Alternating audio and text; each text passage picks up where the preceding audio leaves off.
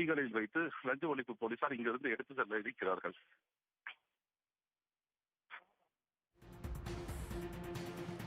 ஜெயலலிதாவினுடைய நகைகள் லஞ்ச ஒழிப்புத்துறை போலீசாரிடம் ஒப்படைக்கப்பட்டிருக்கிறது.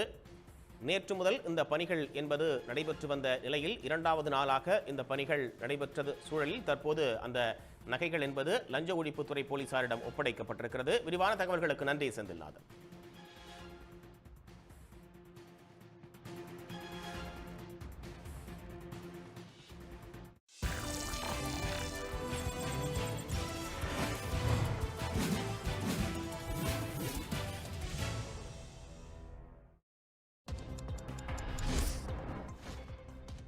திருமங்கலம் அருகே ஸ்ரீ முனியாண்டி விலாஸ் உணவக உரிமையாளர்கள் கொண்டாடிய பிரியாணி திருவிழாவால் வடக்கம்பட்டி கிராமமே பிரியாணி வாசனையில் மிதந்தது.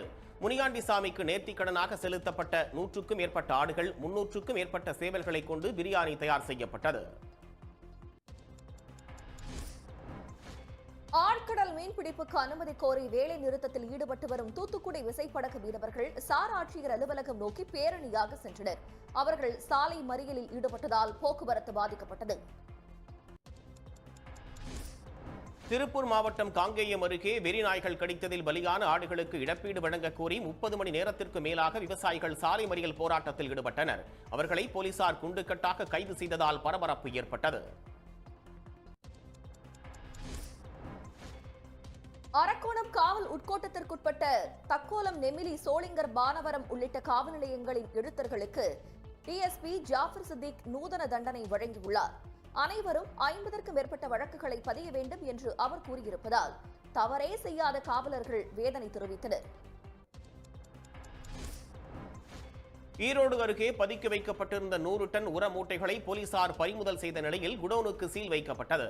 சித்தோடு அருகே மேட்டுப்பாளையம் கிராமத்தில் வேளாண் துறை அதிகாரிகள் நடத்திய சோதனையில் அரசின் மானிய விலை உர மூட்டைகள் பதுக்கி வைக்கப்பட்டிருந்தது கண்டுபிடிக்கப்பட்டது. அமெரிக்காவில் தயார் செய்யப்படும் போர்பன் விஸ்கி மதுபானம் மீதான இறக்குமதி வரியை 50% ஒன்றிய அரசு குறைத்துள்ளது. இருப்பினும் மற்ற அமெரிக்க மதுபானங்களின் இறக்குமதி வரி 100% என்ற அளவிலேயே தொடர்கிறது. நஷ்டத்தில் இயங்கி வரும் நியூ இந்தியா கூட்டுறவு வங்கியில் 122 கோடி ரூபாயை கையாடல் செய்ததாக வங்கியின் முன்னாள் பொது மேலாளர் மீது போலீசார் வழக்கு பதிவு செய்துள்ளனர். முறைகேடாக செயல்பட்ட வங்கிக்கு ரிசர்வ் வங்கி 6 மாதம் தடை விதித்திருப்பதால் வாடிக்கையாளர்கள் வங்கி முன்பாக திரண்டனர். திருவனந்தபுரம் அருகே நேமம் என்ற இடத்தில் பேச்சு குறைபாடுடைய 5 வயது குழந்தை கிணற்றில் விழுந்து உயிரிழந்திருப்பது அதிர்ச்சியை ஏற்படுத்தியுள்ளது. விளையாட்டு பொம்மையை தேடிய போது குழந்தை தவறுதலாக கிணற்றில் விழுந்திருக்கலாம் என தெரிகிறது. கிணற்றில் இருந்த பொம்மையும் கண்டுபிடிக்கப்பட்டது. நாடாளுமன்றத்தில் தாக்கல் செய்யப்பட்ட புதிய வருமான வரி மசோதாவை ஆய்வு செய்ய மக்களவை உறுப்பினர்கள் 31 பேர் அடங்கிய தேர்வு குழுவை சபாநாயகர் ஓம் பிர்லா அமைத்துள்ளார். பாஜக எம்பி தலைமையிலான குழுவில் சுப்ரியா சுலே, கலாநிதி வீராசாமி உள்ளிட்டோர் இடம்பெற்றுள்ளனர். புதிய தலைமை தேர்தல் ஆணையரை தேர்வு செய்ய பிரதமர் மோடி தலைமையிலான தேர்வுக்குழு கூட்டம் நாளை மறுநாள் நடைபெற உள்ளது. இக்குழுவில் பிரதமரால் நியமிக்கப்படும் ஒன்றிய அமைச்சர் மற்றும் மக்களவை எதிர்க்கட்சித் தலைவர் ராகுல் காந்தி ஆகியோரும் இடம்பெறுகிறார்கள். பாஜக கூட்டணிக்கு எதிராக இந்தியா கூட்டணி தொடர்ந்து நீடிக்க வேண்டும் என 65% பேர் வாக்களித்துள்ளனர். இந்தியா டுடே சி ஓட்டர் நிறுவனங்கள் வெளியிட்ட கருத்து கணிப்பில் கூட்டணிக்கு தலைமை தாங்குவது யார் என்ற கேள்விக்கு ராகுல் காந்தி என்று 24% ஆதரவை பெற்று முன்னணியில் உள்ளார். திருச்சூர் மாவட்டம் சாலக்குடியில் தனியார் வங்கிக்குள் புகுந்து கத்தி முனையில் 15 லட்சம் ரூபாயை கொள்ளையடித்துச் சென்ற நபரை போலீசார் தேடி வருகின்றனர்.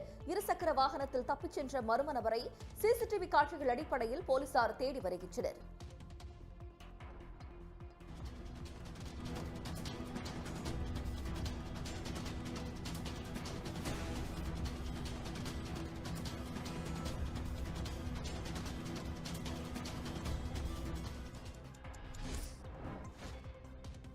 சுமார் 8.5 லட்சம் கோடி ரூபாய்க்கு ஓபன் ஏஐ நிறுவனத்தை வாங்க தயார் என்று தொழிலதிபர் எலான் மஸ்க் கூறியிருப்பதை அந்த நிறுவனத்தின் இயக்குநர்கள் குழு ஒட்டுமொத்தமாக நிராகரித்துள்ளது. மேலும் ஓபன் ஏஐ விற்பனைக்கு அல்ல என்றும் இயக்குநர்கள் குழு திட்டவட்டமாக கூறியுள்ளது. உக்ரைனில் உள்ள செர்னோபில் அணுமின் நிலையத்தில் கதிர்வீச்சு அளவுகள் சாதாரணமாகவே இருப்பதாக சர்வதேச அணுசக்தி நிறுவனம் விளக்கமளித்துள்ளது. அணுமின் நிலையம் மீது ரஷ்யா ட்ரோன் தாக்குதல் நடத்தியதால் பதற்றம் அதிகரித்தது. மத்திய அமெரிக்க நாடான எல் சல்வடாரில் 388 கோடி ரூபாய் மதிப்பிலான 1.7 மெட்ரிக் டன் கொக்கைன் போதைப் பொருளை அதிகாரிகள் பறிமுதல் செய்துள்ளனர். கடல் வழியாக கடத்தல் முயற்சி முறியடிக்கப்பட்டிருப்பதாகவும் அவர்கள் கூறினர். மகளிர் ஐபிஎல் தொடரின் முதல் போட்டியில் பெங்களூரு அணி குஜராத்தை 6 விக்கெட் வித்தியாசத்தில் வீழ்த்தியது. முதலில் ஆடிய குஜராத் 201 ரன்கள் எடுத்திருந்த நிலையில் பெங்களூரு அணி 18.3 ஓவர்களில் இலக்கை எட்டியது. இந்திய டெஸ்ட் கிரிக்கெட் அணியில் அஸ்வின் இடத்தை தம்மால் நிரப்ப முடியும் என்று ஆல்ரவுண்டர் ஷர்துல் தாக்கூர் நம்பிக்கை தெரிவித்திருக்கிறார். அணியில் 7வது மற்றும் 8வது இடத்தை நிரப்ப பேட்டிங் தெரிந்த ஒருவர் பந்து வீச்சாளராக இருக்க வேண்டியது அவசியம் என்ற நிலையில் அவர் இதனை கூறியுள்ளார். ஜியோவில் ஐபிஎல் தொடரை இனி இலவசமாக பார்க்க முடியாத நிலை ஏற்பட்டுள்ளது. ஹாட் ஸ்டாரை ஜியோ விலைக்கு வாங்கியிருப்பதால் இனி குறைந்தபட்சம் 3 மாதங்களுக்கு 149 ரூபாய் செலுத்தி ரீசார்ஜ் செய்தால் மட்டுமே ஹாட் ஸ்டாரில் போட்டிகளை பார்க்க முடியும். ஜிவி பிரகாஷ் இசையில் உருவான அமரன் திரைப்படத்தின் மின்னலே வீடியோ பாடல் யூடியூப் தளத்தில் 15 கோடி பார்வைகளை கடந்திருக்கிறது. இந்த படம் திரையரங்குகளில் 100 நாட்களை கடந்து மாபெரும் வெற்றி பெற்றது குறிப்பிடத்தக்கது. டாக்கா மகாராஜ் படத்தின் வெற்றியை அடுத்து இசையமைப்பாளர் தமனுக்கு 2.5 கோடி ரூபாய் மதிப்பிலான போர்ஷ் சொகுசு காரை நடிகர் பாலகிருஷ்ணா பரிசளித்தார். இவர்களது கூட்டணியில் அகண்டா 2 படத்திற்காக காத்திருப்பதாக ரசிகர்கள் கூறி வருகின்றனர். கும்பமேளாவில் பிரபலமடைந்த மோனாலிசா கேரளாவில் சிறப்பு விருந்தினராக பங்கேற்று கோழிக்கோட்டில் நகைக்கடை ஒன்றை திறந்து வைத்துள்ளார். ஹிந்தி சினிமா மூலம் திரையுலகில் அறிமுகமாக இருக்கும் அவரை காண ஏராளமானோர் அங்கு திரண்டனர். நாக சைதன்யா, சாய் பல்லவி நடிப்பில் வெளியாகியுள்ள தண்டில் திரைப்படம் 100 கோடி ரூபாய் வசூலை நெருங்கிவிட்டதாக கூறப்படுகிறது. தெலுங்குவில் தயாரான இப்படம் பெரும் வரவேற்பு பெற்ற நிலையில் 3வது நாளிலேயே படக்குழு வெற்றி விழா கொண்டாடியது குறிப்பிடத்தக்கது. தமிழ்நாட்டிற்கு எது சிறந்தது என்று பாடம் நடத்த வேண்டாம் என்று ஆளுநர் ஆர்.என். ரவிக்கு திமுக அமைப்பு செயலாளர் ஆர்.எஸ். பாரதி கண்டனம் தெரிவித்துள்ளார். அதற்கு பதிலாக அரசியலமைப்பு மற்றும் அதன் விழுமியங்களுக்கு மதிப்பளியுங்கள் என்று எக்ஸ் தளத்தில் அவர் பதிவிட்டுள்ளார். பெரம்பலூர் அருகே ஒருவருக்கொருவர் செய்வதறியாது 3 பெண்களை காதலித்து திருமணம் செய்து ஏமாற்றிய கல்யாண மன்னன் தினேஷ் முதல் மனைவி கொடுத்த புகாரின் பேரில் கைது செய்யப்பட்டுள்ளார். காதலர் தினத்தை ஒட்டி 3வது மனைவியின் புகைப்படத்தை இன்ஸ்டாவில் பகிர்ந்ததால் அவர் சிக்கியுள்ளார். பிரபாகரன் படத்தை பொதுவெளியில் பயன்படுத்த சீமானுக்கு தடை விதிக்க கோரி சென்னை உயர்நீதிமன்றத்தில் மனு தாக்கல் செய்யப்பட்டுள்ளது. விடுதலை புலிகள் அமைப்பு இந்தியாவில் தடை செய்யப்பட்டிருப்பதை சுட்டிக்காட்டி வழக்கறிஞர் சார்லஸ் அலெக்சாண்டர் மனுவை தாக்கல் செய்துள்ளார். உளுந்தூர்பேட்டை அருகே 100 நாள் வேலை திட்ட பணியாளர்களின் ஆதார் அட்டையை பயன்படுத்தி 20 லட்சம் ரூபாய் கடன் மோசடி செய்திருப்பதாக பாஜக மகளிர் அணி நிர்வாகி சிவசக்தி மீது பாதிக்கப்பட்டவர்கள் புகார் கொடுத்திருக்கிறார்கள். இது தொடர்பாக போலீசார் விசாரணை மேற்கொண்டு வருகின்றனர். சேலம் மாவட்டம் ஆத்தூர் அருகே மல்லியக்கரையில் அரசு பள்ளியில் 7ஆம் வகுப்பு படிக்கும் மாணவிக்கு பாலியல் தொல்லை கொடுத்ததாக 3 மாணவர்கள் கைது செய்யப்பட்டுள்ளனர். சம்பவத்தை மறைத்ததாக கைது செய்யப்பட்ட பள்ளி தலைமை ஆசிரியர் உள்ளிட்ட 3 ஆசிரியர்கள் ஜாமீனில் விடுவிக்கப்பட்டனர். அதிராம்பட்டினத்தில் அங்கீகாரம் பெறாத தனியார் பள்ளியில் படித்த 19 மாணவர்களுக்கும் வருகின்ற அக்டோபரில் சிபிஎஸ்இ தேர்வு எழுத மாவட்ட நிர்வாகம் ஏற்பாடு செய்துள்ளது. அக்டோபரில் நடைபெற இருக்கும் சிபிஎஸ்இ துணைத் தேர்வில் 19 மாணவர்களும் பங்கேற்க ஏற்பாடு செய்யப்பட்டிருப்பதாக மாவட்ட ஆட்சியர் தெரிவித்துள்ளார். அருப்புக்கோட்டை அருகே பிசிண்டி கிராமத்தில் நாட்டுக்கோழி பண்ணையில் ஏற்பட்ட தீ விபத்தில் 50,000 ரூபாய் மதிப்பிலான கோழி குஞ்சுகள் தீயில் கருகியது. சக்திவேல் என்பவருக்கு சொந்தமான பண்ணை அருகே குப்பைக்கு வைத்த தீ பரவியதே விபத்துக்கு காரணம். தமிழ்நாடு கர்நாடக எல்லையில் விளைநிலங்களில் யானைகள் புகுவதை தடுக்க சென்சார் முறையில் ஒலிப்பான்களை கர்நாடக வனத்துறை பொருத்தியுள்ளது. சாம்ராஜ்நகர் மாவட்டத்தில் கண்காணிப்பு கேமராவுடன் பொருத்தப்படும் சென்சார் மற்றும் ஒலிப்பான்கள் யானைகள் செல்லும் போது ஒலி எழுப்புகின்றன. 10 ஆண்டு கால அதிமுக ஆட்சியில் 51,000 புதிய தொழில் முனைவோர் உருவாக்கப்பட்டதாகவும், ஆனால் திமுக ஆட்சியில் 4 ஆண்டுகளில் 52,000த்திற்கும் மேற்பட்ட புதிய தொழில் முனைவோர் உருவாகி இருப்பதாகவும் அமைச்சர் தாமு அன்பரசன் தெரிவித்துள்ளார்.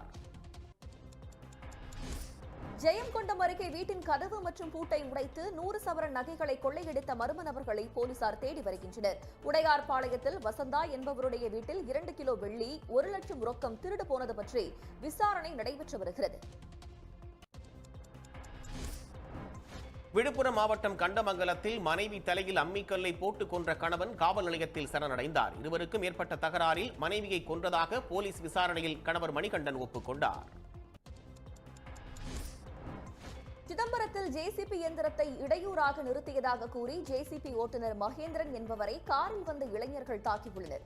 ஆத்திரமடைந்த அவருடைய நண்பர் விக்னேஷ் ஜேசிபி மூலமாக இளைஞர்கள் வந்த காரை அப்பளம் போல நொறுக்கினார். இந்த பிரச்சனை தொடர்பாக 3 பேரை போலீசார் கைது செய்தனர். சிதம்பரம் அருகே சி முட்லூர் அரசு கலைக்கல்லூரியில் மாணவிக்கு பாலியல் சீண்டல் செய்ததாக கல்லூரி ஆய்வக உதவியாளர் சிதம்பரநாதன் கைது செய்யப்பட்டுள்ளார். இந்திய மாணவர் சங்க நிர்வாகிகளோடு பாதிக்கப்பட்ட மாணவி புகார் அளித்ததை தொடர்ந்து நடவடிக்கை எடுக்கப்பட்டது. பயணிகளின் உடைமைகளை பாதுகாக்கும் வகையில் சென்னை சென்ட்ரல் ரயில் நிலையத்தில் டிஜிட்டல் லாக்கர் அறிமுகம் செய்யப்பட்டுள்ளது. 1 மணி நேரத்திற்கு 17 ரூபாய் வீதமாக OTP மூலமாக கைபேசி எண்ணை சரிபார்த்து லாக்கர் வசதியை பயணிகள் பயன்படுத்தலாம். விராலிமலை பகுதி முக்கிய சந்திப்புகளில் தனியார் நிறுவனம் பங்களிப்போடு CCTV கேமராக்களை காவல்துறையினர் பொருத்தி வருகின்றனர். வரும் காலங்களில் கேமராக்கள் எண்ணிக்கை கூட்டப்பட்டு குற்றமற்ற நகரமாக விராலிமலை மாற்றப்படும் என்று காவல்துறை தெரிவித்துள்ளது. மின்சார ரயில் படிக்கட்டில் பயணிக்கவோ செல்ஃபி எடுக்கவோ கூடாது. தண்டவாளத்தை கவனமாக கடக்க வேண்டுமென மாநகராட்சி பள்ளி மாணவர்களுக்கு அறிவுறுத்தப்பட்டுள்ளது. சென்னை கிண்டி மடுவின்கரை மேல்நிலைப் பள்ளியில் மாம்பலம் ரயில்வே பாதுகாப்பு படை சார்பில் விழிப்புணர்வு நிகழ்ச்சி நடைபெற்றது. மஹிந்திராவின் புதிய மின்சார கார்களான XEV 9e மற்றும் BE6 விற்பனைக்கான முன்பதிவுகள் தொடங்கப்பட்ட முதல் நாளே 30,179 புக்கிங்களை பெற்று சாதனை படைத்திருக்கிறது. மின்சார கார்கள் விற்பனையில் இது ஒரு மைல்கல் என்று மஹிந்திரா தெரிவித்துள்ளது. குறைந்தபட்ச ஆதார விலை உள்ளிட்ட கோரிக்கைகளை வலியுறுத்தி போராடி வரும் விவசாயிகளுடன் சுமார் ஓராண்டிற்கு பிறகு ஒன்றிய அரசு பேச்சுவார்த்தை நடத்தியுள்ளது. சண்டிகரில் ஒன்றிய அமைச்சர் பிரகலாத் ஜோஷியுடன் நடைபெற்ற பேச்சுவார்த்தை மீண்டும் வருகின்ற 22ஆம் தேதி நடைபெறவுள்ளது. தொழிலதிபர் அதானி விவகாரம் குறித்த கேள்விக்கு பதிலளிக்காமல் அவரை பிரதமர் மோடி பாதுகாப்பதாக எதிர்க்கட்சித் தலைவர் ராகுல் காந்தி குற்றம் சாட்டியுள்ளார். அதானி விவகாரம் குறித்து உள்நாட்டில் கேள்வி கேட்டால் மோடி அமைதியாகி விடுவார், வெளிநாட்டில் கேள்வி கேட்டால் பிரதமருக்கு அது தனிப்பட்ட விவகாரமாகிவிடும் என்றார் அவர். மூணாறில் இருந்து தேவிக்குளம் வழியாக தேக்கடிக்கு சென்று கொண்டிருந்த சுற்றுலா பயணிகளின் காரை யானை தாக்கியதால் பரபரப்பு ஏற்பட்டது. இதில் நல்வாய்ப்பாக அனைவரும் உயிர் தப்பிய நிலையில் யானையை விரட்டும் பணியில் வனத்துறை ஈடுபட்டுள்ளது. அமெரிக்காவில் இருந்து மேலும் 119 இந்தியர்கள் நாடு கடத்தப்பட்டு இன்று இரவு விமானம் மூலமாக அமிர்தசரஸ் வருகின்றனர். நாடு கடத்தப்பட்ட இந்தியர்களோடு மேலும் ஒரு விமானம் நாளை வர இருக்கும் நிலையில் அவர்கள் கண்ணியத்தோடு நடத்தப்படுவார்களா என்ற கேள்வி எழுந்துள்ளது.